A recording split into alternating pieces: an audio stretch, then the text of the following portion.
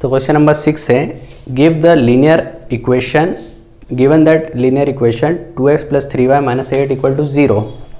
एक linear equation हमें दी हुई है 2x + 3y - 8 = 0। आगे right another equation in 2 variables, एक और इक्वेशन हमें लिखनी है इसके साथ, वो भी 2 वेरिएबल्स में, such that the geometrical representation of the pair is so formed is. अब जो ज्योमेट्रिकल रिप्रेजेंटेशन होगा वो कैसा होगा? फर्स्ट में इंटरसेक्टिंग लाइन होनी चाहिए, सेकंड में पैरेलल लाइंस और तीसरे में कोइंसिडेंट लाइन। तो फर्स्ट इक्वेशन तो हमें गिवन है, इसके साथ एक एक इक्वेशन और लिखनी है हमें। तो इसके फर्स्ट पार्ट में हमें जो लाइंस चाहिए वो चाहिए इंटरसेक्टिंग लाइंस, इंटरसेक्टिंग लाइंस हमें चाहिए। तो फर्स्ट इक्वेशन तो हमारे पास है, मीन्स a1, b1 और c1 की वैल्यू हमारे पास ऑलरेडी है।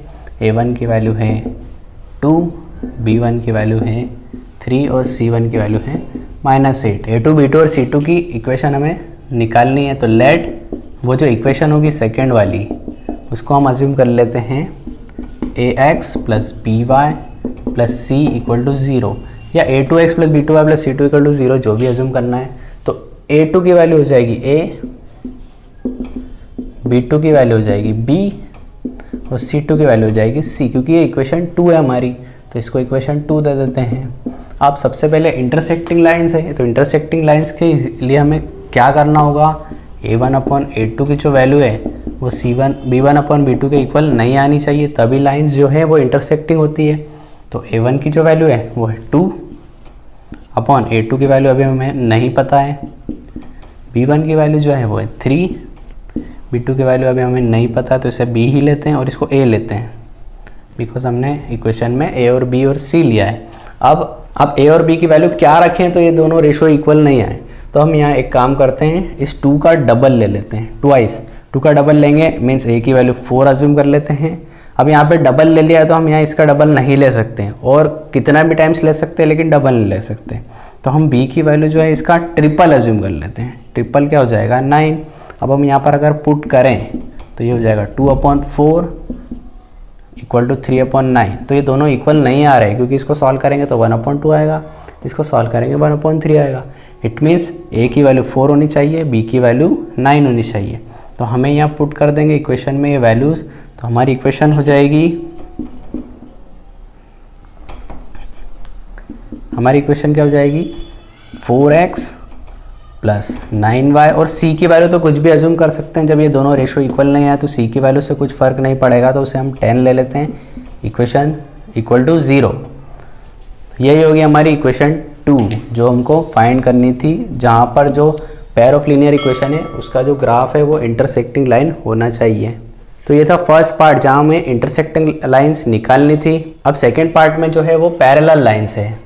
तो सेकेंड पार्ट में हमें एक पैरेलल लाइंस चाहिए, मीन्स दूसरी इक्वेशन चाहिए। पहली इक्वेशन तो हमारे पास है, जहाँ पर a1 की वैल्यू तो वही रहेगी 2, b1 की वैल्यू भी वही रहेगी 3 और c1 की वैल्यू भी वही रहेगी 8, इसमें कोई चेंजेस नहीं है।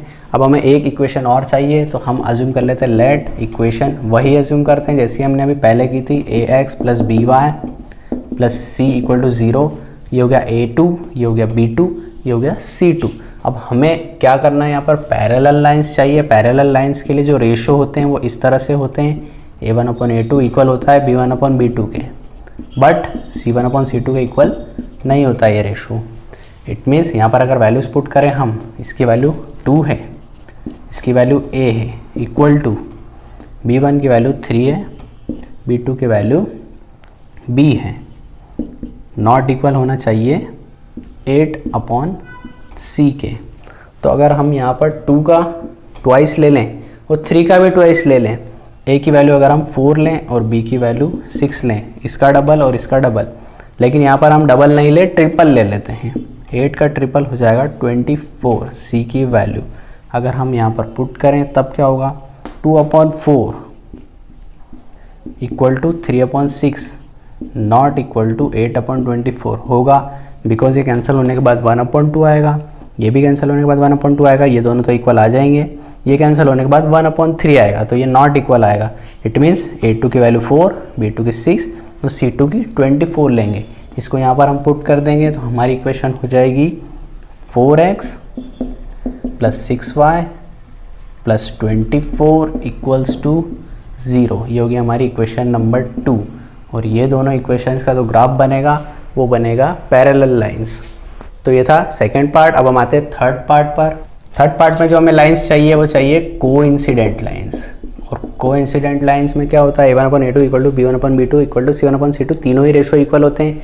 इस बार भी हम अज्यूम कर लेते हैं लेट द इक्वेशन इज वही ax plus by plus c equal to 0। ये हो गया a2 b2 और ये c2, a1 b1 c1 already हमारे पास है। अब अगर कोइंसिडेंट लाइंस है इसका मतलब क्या होगा, a1/a2 इक्वल होना चाहिए b1/b2 के, और c1/c2 भी ये दोनों के इक्वल होना चाहिए। आप यहाँ पर वैल्यूज पुट करें तो ये होगा 2 इसकी वैल्यू a इक्वल टू 3 इसकी वैल्यू b और इसकी वैल्यू 8 इसकी वैल्यू c। अब हमने यहाँ पर फर्स्ट कंडीशन में इसका डबल लिया था, इसका ट्रिपल लिया था, इसको तो हमने कंसिडर किया ही नहीं था। सेकंड में इसका डबल, इसका डबल, इसका ट्रिपल। इस बार तीनों का ही हम डबल ले लेते हैं। तो हम a की वैल्यू को अज्यूम कर लेते हैं, इसका डबल 4, b की वैल्यू अज्यूम कर लेते हैं, इसका डबल 6 और c की वैल्यू इसका डबल या ट्वाइस 16।